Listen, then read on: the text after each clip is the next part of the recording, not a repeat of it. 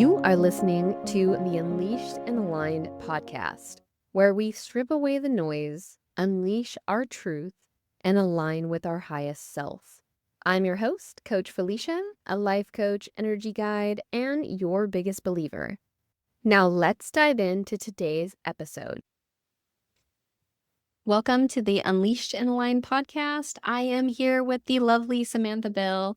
She is a dynamic force in social media impact, blending performance coaching, mindset mastery, and the power of storytelling to inspire lasting change.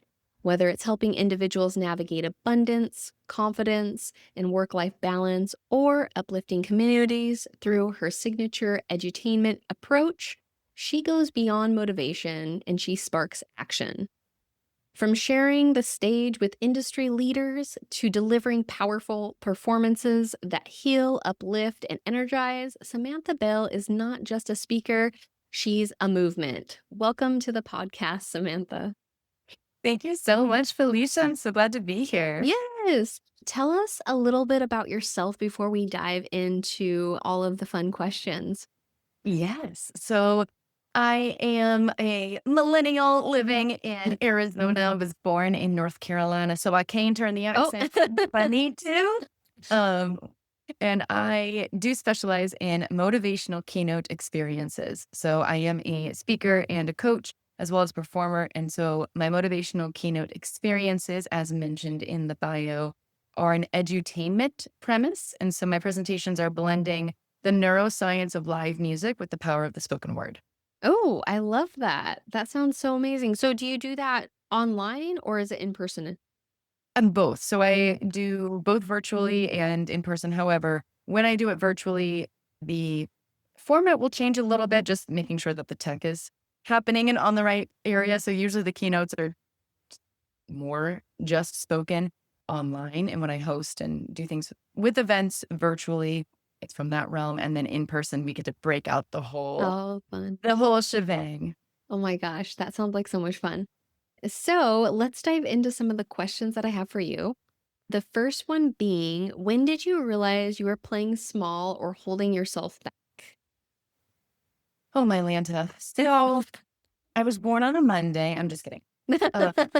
I was born on a Monday, but I had one of those lives that was not Hollywood scripted dramatic. I had a lovely childhood and all of the things. In the South, culturally, I was speaking with a friend of mine who grew up in the Mormon church, and she said it in a very interesting way that really resonated with me, where I was raised to be sold in the form of the codependency, people pleasing, just where women stand in the some Southern cultures, just happens to be mine, where people are in the hierarchy, gender norms, all of that is just, and of course, 30 years ago was more prevalent than it is now in general. Yeah. But that experience meant that I was taken care of from a very small age, as people are. But as I matured, I didn't realize how codependent and things I was until I was in a relationship that went not really any more south than other relationships. The problem was that after 6 years, I had someone that brought up some concerns about my relationship after hanging out with us. And so I ended up going to a counselor to get them to stop, actually, to prove that my relationship was fine. This is just what it's like. And turns out that's not true. And so I ended up being exposed to that I was with a category narcissist and that I was a people-pleasing codependent, and that's what was happening, and that I had emotional, mental, and sexual assaults within and abuse within my relationship. And that in 2017 rocked my world. Wow, I yeah. picked up and left. I was living in Japan at the time. And I left and had $2,000 in 2 suitcases and a broken sense of self and started over. And that is really when the world opened up in possibility and in potential and in what could be outside of what I had known. Wow, that is such an amazing and interesting story. Like, I'm just trying to imagine because for me, I've always felt there was this shouldn't happen or people should be like a certain way or et cetera, et cetera. And I love that you said that you thought your relationship was like perfect, or at least that's what it should be like. It's almost like a kind of like a brainwashing, or like you said, grooming to be a certain way with certain people. Absolutely. Yeah, and so to figure out like, "Whoa, no, you're wrong," and then probably feel it because you probably have been masking it, and then finally actually feeling, "Oh, yeah, I am hurting." That probably was so I couldn't even imagine how it would be, like, life-changing and where I go from now. That's Mm. yeah. It was wild. I defended the crap out of my relationship. I wanted it to be good too, right? I Yeah. wanted it to be fine. I didn't want to leave, but I did wanna leave. Right at the same time, there were multiple times throughout the 6 years that I would just convince myself again that it was fine, or I would talk to other people when I would doubt something. But the problem was, again, within the culture I was in, they were also in those relationships. Mm, We were at a sounding board of they were also told it was fine. So then they told me it was fine, and it was this cycle. And I remember talking about being introduced to gaslighting and all those things. I really believe this individual didn't mean it. Understand at a clinical level, and I have been through a lot of therapy to understand kind of manipulation within narcissism. But mhm, I, especially at that time, was like, there's no way, like, even if this is happening, like, they can't be doing it on purpose. Or remember going to them and telling them that I had gone to this session and because I had to sign a victim waiver for them to not release, like, for them to not press charges because they were mandatory reporters, as counselors are. And so I came to them and I said, "This is what happened." They said, and of course I called it the R word. I couldn't even say it at the time. And I was like, "They're saying this is what's happening." And I just remember that they turned and looked at me and said, "No, it's not." Like they're literally gaslighting me out of what I just worked on and through. And it took 3 hours, Felicia. I was in there forever, crying and trying to defend and being like, out of every angle. And anything I said, they were just going, "Oh, yep, that's this." And like, yeah. 40 minutes, I was in my whole world unraveling. And when I went to my partner about it, because everything they were saying was true, it just kept unraveling in this holy crap, shatter, shatter, everything around me, which was horrible.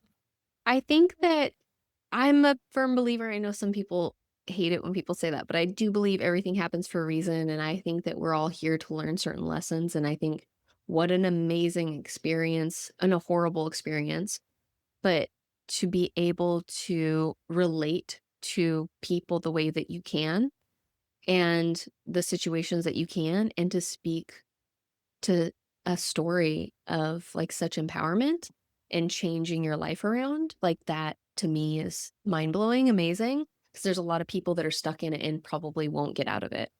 But kudos to you because it's a traumatic and dramatic experience. And I think that, yeah, how brave are you to have been like, I'm not doing this and I'm done. And I know what is inside of me is telling the truth. Cause I'm sure that I feel like all of us know internally like what our soul wants us to do or where we're happiest, but we constantly, and it can be from something so small to something very big like what you're experiencing, that there's almost like a fight internally where you're like, "Nope, no, everything's fine," but your souls know it's not. And there's that. There's a something.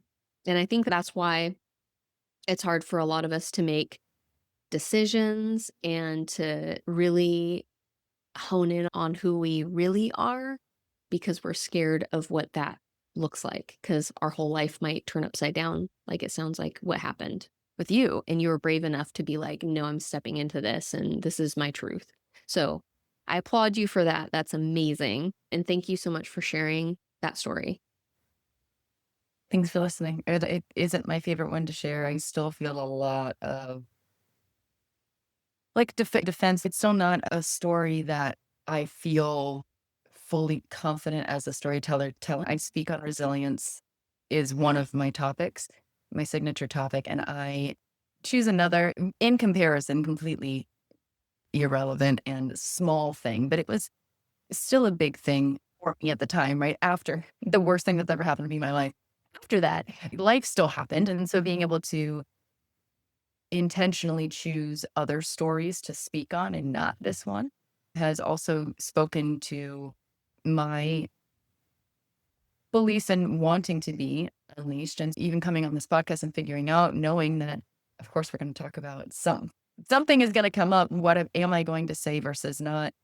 And recognizing that keeping it inside is coming from a place of triggered smallness and fear, and just where I was throughout the first 25 years of my life, that and managing expectations and managing like what people are listening and what if they didn't have that same experience and all of the same words and things that kept me in that relationship for so long. All of that comes through, and the only way for me to then, not the only, but the way that I'm choosing to face it and to do something about it would be to talk to you and just Yeah. word it in the environment. I love it. I love it because I know somebody's going to be hearing this that's probably needing to hear it and understand that there is a path out and they're not crazy. Because I'm sure that sometimes you probably think that when one person's saying this is happening and then the other person saying no, it's not. And you're in between because, of course, you love the person. And so that's always hard. And I'm a firm believer in I can love people now that I'm older. I'm a firm believer in I can love you, but if you're not good for me, I can love you from a distance and like still have love and hope for you as a person. And like, I want to say not pray for them, but I think that's like isn't that a southern way of kind of Bless calling their people out? heart. Yeah, yeah, exactly. But actually being like, I hope that they get the enlightenment that they need in life. Literally, I did end up releasing truthfully out of pettiness. I had moved out and was doing what I could to restart myself or figure out what I was going to do, and I was cut off financially from the individual, and I got upset because I was staying with a friend and I went to go buy, the only way I knew was because I went to go buy them lunch for thanking them for letting me Oh, live with yeah. them. I figured things out, and I couldn't even get them O'Charlie's. And so I called the whole counseling place, and I was like, "Okay, release it. Release the hounds." I was like, "This is Yeah. all I have." And there was definitely that moment of spite of I wanna do something to show them that I'm not quite right, because then, Yeah. of course, the complete turnaround, all the stories that people were told and all of the, like, how I had this affair, there was this whole Oh, thing, wow. and everyone turned on me overnight. And no, and not a single person asked me my side or asked me a question. And it was just all, which I understand. I understand now. It still sucks and hurts. Yeah. But even my friends that were mutual friends, I just lost everyone overnight. And except, of course, this friend that was keeping me. So anyway, I did out of spite, and because I really did just want them, I wanted the person to understand that I wasn't crazy, because if they were Yeah. going to do this to me, They're going to do they it would somebody do it else. to someone else if they didn't recognize that this was happening. And I know that, again, from all the work I've done and the reels that I watch, narcissism is something that people can come back from. And it's incredibly unlikely that Yeah.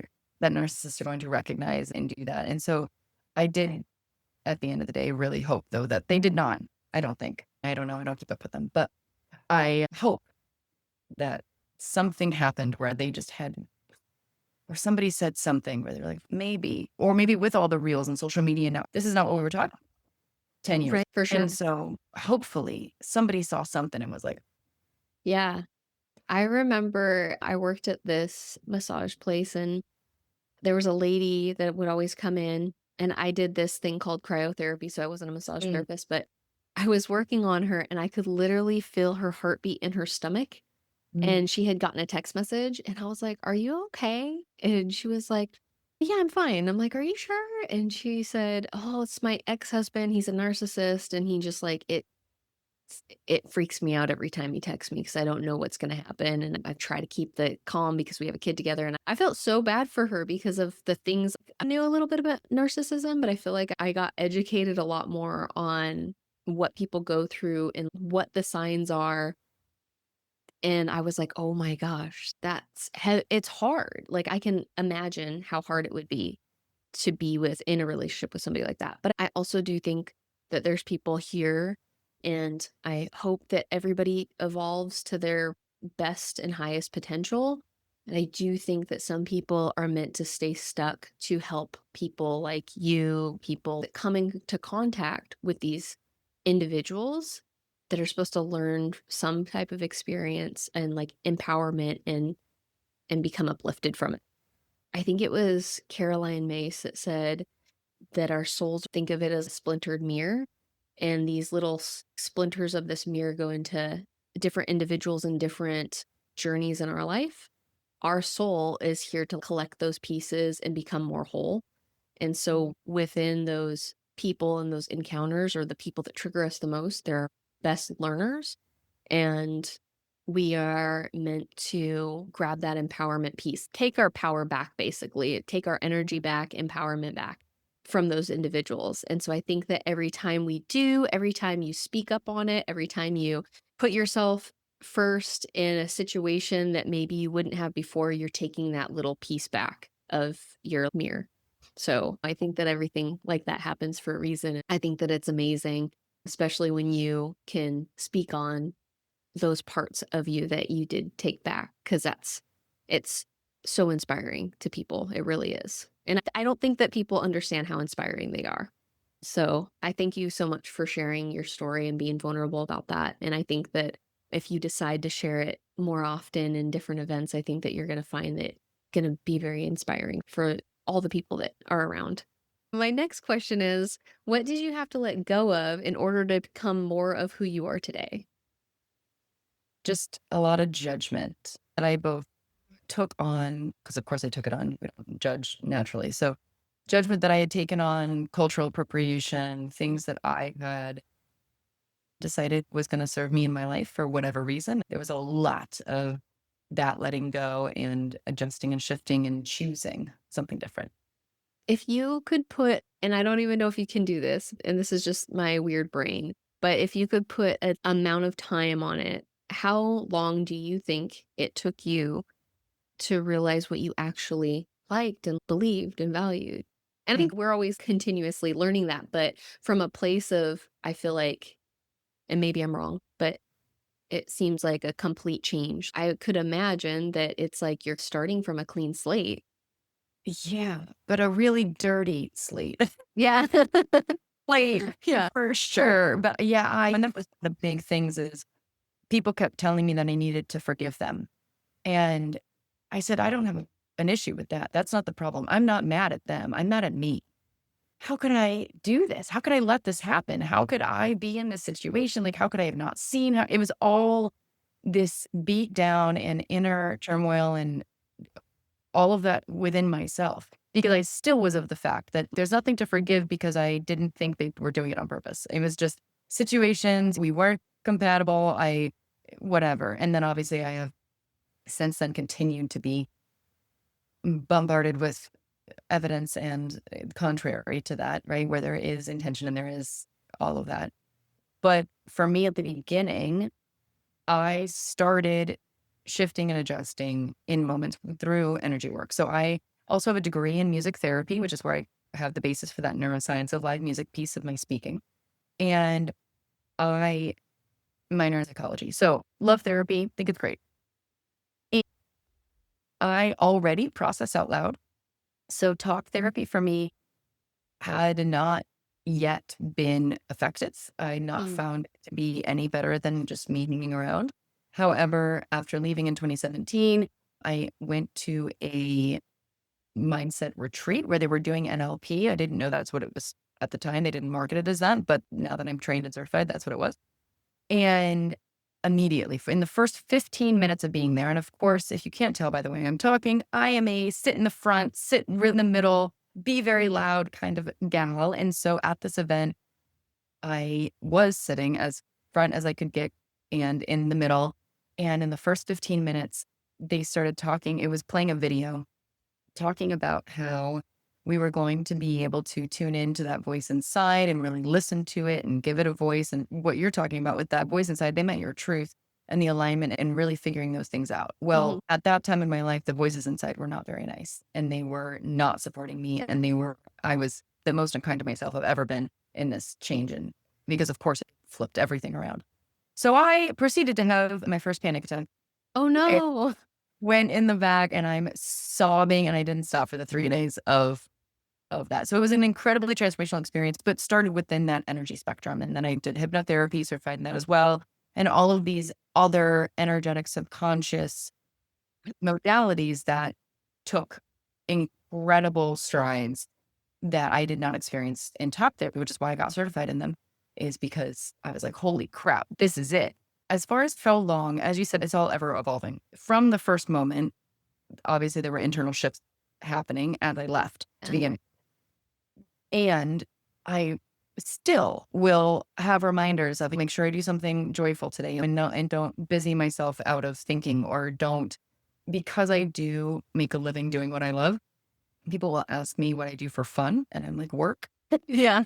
And because it is fun. I'm a speaker, I'm a coach, I'm a performer. All I do is what I want to do. And because that was a vow I made to myself as well, is that after leaving, I was never going to do something I didn't want to do again. Oh, I love it. And so that's great. And that is an answer, right? What do I do for fun? I work and really leaning into having friends over, having extracurriculars, rereading Harry Potter, and just being able to take moments that aren't productive because that was where I transitioned my value. If I couldn't, within that people pleasing codependency, I switched that dependency from the person onto productivity and value. And that's where I was. And just like smokers that end up chewing sunflower seed because their oral fixation has just Yeah. adjusted. There were adjustments throughout as I was healing one piece, that piece of me would go somewhere else until I got to that part of the healing. And then it goes somewhere else until it was able to be completely healed and taken over. So the answer is we're at what? It's 8 years now. I left. And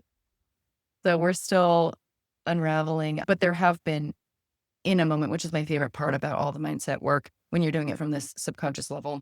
I've always been interested in personal development, but in my relationship, I was using the personal development in a toxic way, like toxic positivity, but I was Mm. taking things like, you can't change the other person, you can only change yourself.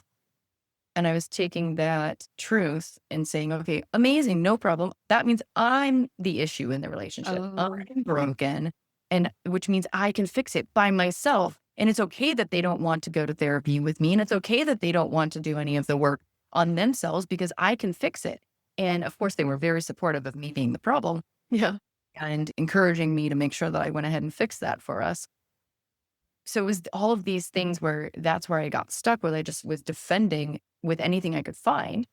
And as I was getting more in tune with the actual meaning of these things and what a healthy relationship is, and all of whether it be romantic, platonic, in a work environment, whatever it is, Yeah.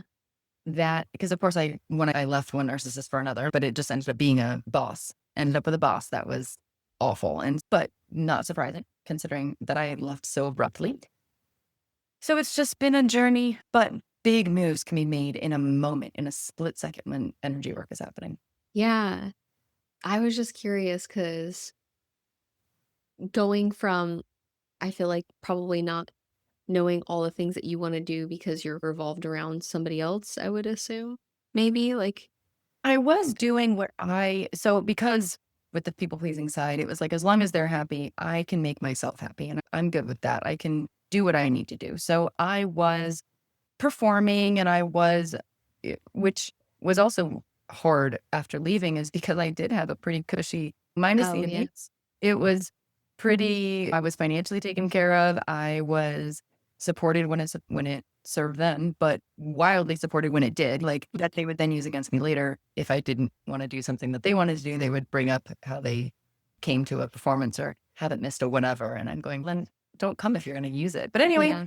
I actually didn't have, in that regards, creatively a bad life. I spent a lot of time in my head, which again, now the red flags are just everywhere. As the thing, imagining or being able to leave. And those were things I daydreamed about, was something happening that was quote unquote legit enough for me to leave. So I would fantasize about walking in on them cheating. or them Oh, hitting no. me. They never cheated or hit, which is why I stayed because those are the only acceptable reasons to leave in my culture. And turns out there's all kinds of other pieces of abuse. So I, anyway, so I was in my head and I was able to just convince myself, because that's what I had to do, that I was happy. And so leaving, and like you're saying, it really was this choice now of, so what do I want to do? Which was absolutely to continue to pursue performing. Performing was my in and out. I've been a performer my whole life. I was like, I have to do that. So I did. I got in the industry here in Arizona, film, TV, commercials, front end, back end. I do production work. I do stage, screen, and studio. So I perform on stage in musicals and theater that I just got back into this last year. I took an accidental 10-year break through all of this, but I am back on stage doing well there. Screen was, again, I just did a TV show this last week, like on Friday. And then commercials, did a national commercial, did all the things, I do casting, all that. So I'm in that realm. And then the coaching happening, and I was coaching creatives and actors and models. I've got help models walk in New York Fashion Week and be able to I coach runway and posing. And so I was doing acting and modeling, and then an improv is my specialty, acting wise. And then so I knew I wanted to do that. And I had this horrible fear that I would do something I didn't want to do. So there was also this, what is going to be the job while I'm getting this up and running, that look like. So there was a lot to go around before being able to be self-sustaining and confident and independent. And I did have a partner throughout it that also was helpful, but because we met in a different way, they were not a narcissist. They did not. My insecurities and my people pleasing codependency that I'm still working on did not trigger them, because that wasn't the puzzle piece that would normally go together. So it was very loud for them whenever I would have one of these moments, or when I was managing their feelings, or when I was, because I also came from a place where questions were statements. So, is that what you're wearing? Is go change. That's not right. It's not a question. It's a statement. Go change. And so being trained and brought up to read between the lines and figure out what people really meant. And if someone said, "Oh, I don't want you to get me a gift," but of course you have to actually get them a gift. They don't really. Yeah. So coming from that, and then now having a partner that, if they say they don't want a gift, they truly don't want a gift. And if I want to go to ice cream, I would hesitate, because in my head, I'm calculating and I'm saying, okay, they're asking me if I want to go to ice cream. I don't want to go to ice cream. However, if I say no, then they're going to not go to ice cream. So do I not want ice cream enough to not let them have ice cream? It's Yeah. all in my head. And they will notice my hesitation and be able to call it out. And so, which very specifically on this ice cream, which is why I remember it, was one of the instances that they said, do you want ice cream? And I paused as I went through all those calculations in my head. And they said, Sam, I am going to get ice cream. Do you want some? Like, your decision, I know, right? I know what's happening in your head. Your decision is not going to stop me from doing what I want to do, which is getting ice cream. Would you like some? And I was able to just say no. And I let out this big breath. And they said, okay, great. Well, But being able to be in this new situation that I wouldn't have necessarily put myself in romantically before, because of the patterns that I was having, ended up being a huge shift and change. So I also don't want it to sound like I did all this by myself, because I absolutely did not.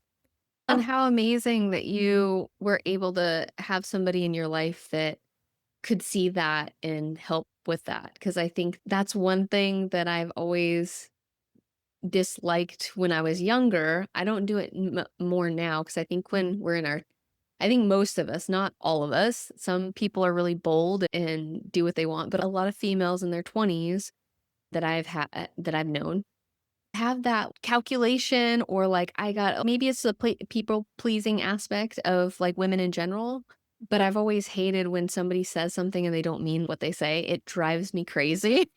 And I'm like, ever since I was younger, I always had trouble with having friends and things like that, because I don't see the side that you're seeing. If I don't see it this way, you want me to see it this way.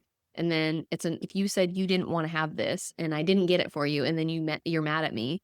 And it always was like this issue with women. And so I never had a lot of women friends when I was younger. I do now, because I feel like once women start getting older, and again, this is not for all women, but what I've noticed is the majority of women, when they start getting older, they start like really settling into themselves and having more confidence. And I think when we're younger, we have all these, like you said, societal, family, like prompts of how you're supposed to be, what you're supposed to act like, what you're supposed to say or mean.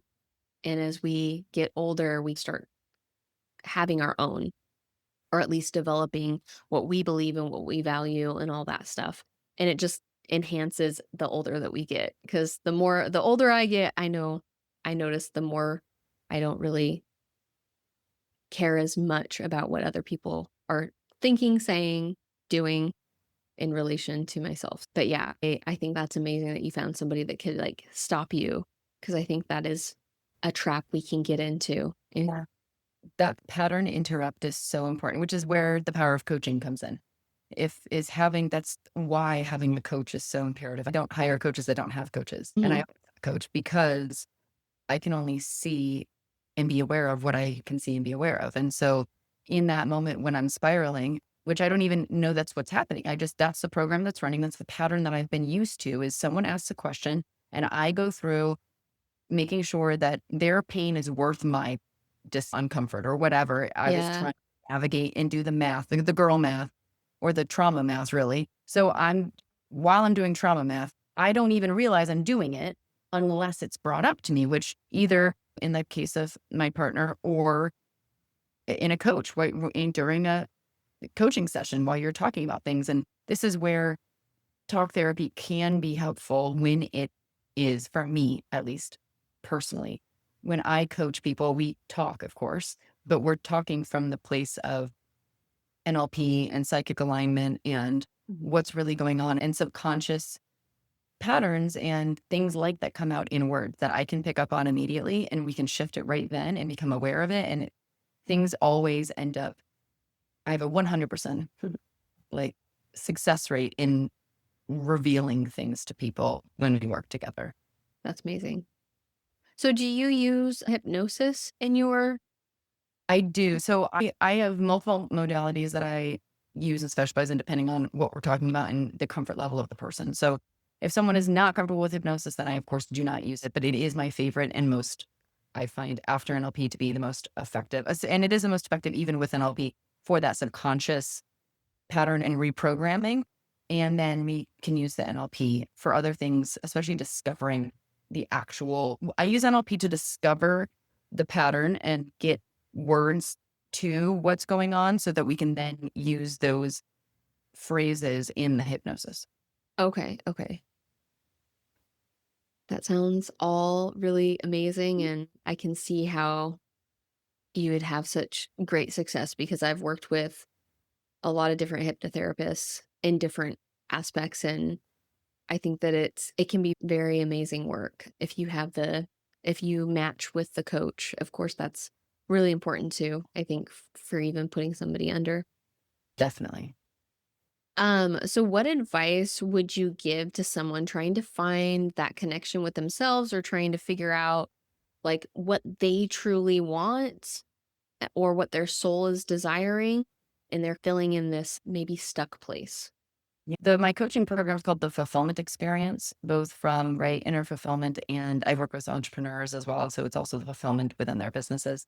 And so that's a question that we come to a lot because my little elevator pitch is that I work with neurospicy, multi-passionate creatives on their clarity, success, habits, and results through accountability, tactics, and tools and mindset work. So when we're doing that, this question of getting clear is huge. And so the step one that I would say to someone is to identify your current success programs. So I am the touchy feely, if it feels good to me, if I'm a kinesthetic, if the vibe is right, then I know that I'm going to do something, right? And so people can tell me that I should look at more data or I should do this or I should do that. And that's great. But I don't. So I can either work on changing it to try to force myself to look at the data, or I can understand that's what motivates me and go from there. So finding your love languages, your motivation languages, your apology languages, your when you are working, right, everyone is consistent. I know consistency is a big one that people come to me and they're like, I want to be more consistent. And I said, you're consistently inconsistent, aren't you? Yeah. Well, yeah. And it's okay. We have consistency all over the place. So identifying where is that easy? What are the things that you find yourself being able to keep up without a to-do list on? Just finding and identifying your values and stuff. So there's one book called The Values Factor by Dr. John DeMartini. It's incredible. It's the first book that I recommend for someone that's in this kind of adjustment period because it starts to call out just the values that we all have and not like honesty and integrity. Values, like for me, my number one is myself, especially after my relationship. I really prioritize making sure that I feel seen and heard and all of that. Then my level two is connection with others. So once I'm set, I am now the number one in my life instead of the number last. So myself and then connection with others and then performance where you can align to that. But it all comes with awareness first. You got to figure out what that is for you. And if you are a data driven person, then great. Should you feel more about it? Not necessarily. If data works for you, then we just need to know what already is working and how you already make decisions so that we can then craft to you. I love that. That's a great answer. So when you feel stuck or disconnected now, what do you do to realign yourself? Yeah, I do a lot of self coaching. I am blessed that I do coach pretty much every day because every time, as a coach knows, when you're coaching, you're self coaching. And Mhm. so being able to channel and have things come through and just talk truth and resonate with people that, of course, at that moment are dealing with either something that I need or something I just did or something I turns out will in the future do. I have given and done a whole talk in a whole session with someone and then literally either hours later or days later, that thing happens for me. And I've taken my advice and done what Yeah. I told to do. And it worked. Yeah. So now I've got an endless amount of tools where that is the pattern that gets engaged. So people will ask me about being a master of mindset and all of that and how about having feelings really. And I'm like, no, I've just mastered recovery. It's not that you don't have feelings. It's that I and now that cycle pattern is I get to interrupt it because that is the pattern that runs is that the interruption happens immediately. Yeah. Like you said before, just that consistency and that you're doing it daily. And that is really something that I think maybe people might neglect is that once you learn something, you just know it. No, you like really have to practice it and continue it either daily or every other day or what have you, because your brain is it's a brain. It's so smart. And it will put in the stuff that you don't necessarily maybe always want to hear, or maybe you're, like you said, in that pattern and that you don't see it for yourself. So it's good to have a coach maybe point it out. But yeah, self awareness is something that you practice every day. And even self like forgiveness and compassion for yourself when something doesn't go right, or maybe say things that you probably shouldn't have or something like that within your life, that it's okay. You got to have that compassion for yourself and understanding for yourself as well, that you're still human and we're not always going to say the right thing and do the right thing and make the best decisions throughout our life. There's always something that comes up. There's always lessons to be learned, but I think that having moments where maybe you don't feel that great, or you are hard on yourself because of something, it's good to remember that it is a daily practice. Or at least it's good for me to remember that it's something that I need to do daily and not beat myself up over it when I'm not feeling the best, or I didn't say the right thing, or what have you. Yeah. And just a quick note on consistency, just remembering that consistency is not daily. Consistency is more often than not. So just remembering as we're giving grace to ourselves that with anything in life, right? If you're learning a language and you take a day off, it doesn't make you forget everything that you've Yeah. ever. Same thing with you can take one day of a language and not learn it. Same Yeah. thing with gym, same thing with eating, like the cheat days, same thing with anything. One day or 2 days or 3, right? Depending on what it is that you're doing, it's not going to either make or break And so just remembering that the definition of consistency is more often than not. It is not daily. It is not all or nothing. That's not the definition. Yeah. Yeah. Okay. So, last question. What does being unleashed and aligned mean to you personally?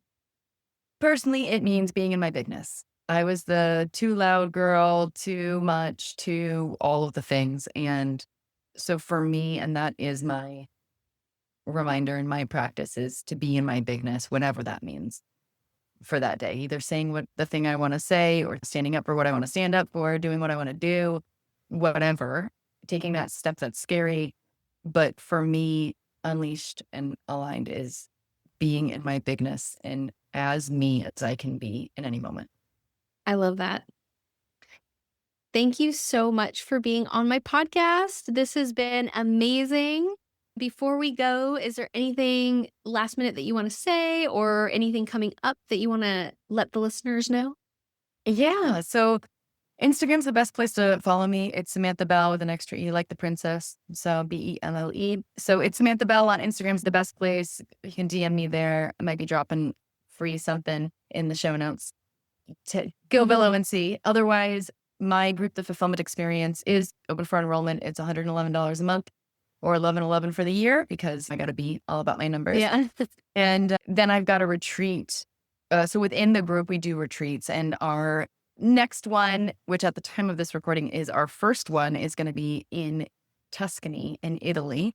6-day, 5-night, women only. It's going to be bonker bananas. I'm hosting, facilitating, leading the whole thing. And then, of course, we're having guest people and others there. But yeah, it's going to be amazing. And so if you can't make this one in the fall, hop on the wait list and we'll let you know when the next one is. But yeah, so those are the biggest things. And then same with wanting to book me as a speaker. You can just either DM me about it or the email is bookme@itssamanthabell.com. Oh, awesome.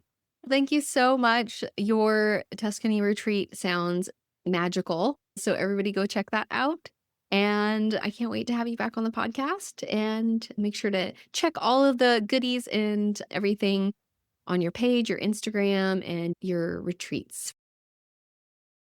If you enjoyed this podcast, please make sure to like, subscribe, and leave a review so that we can connect with more people to develop our mind, body, and spirit.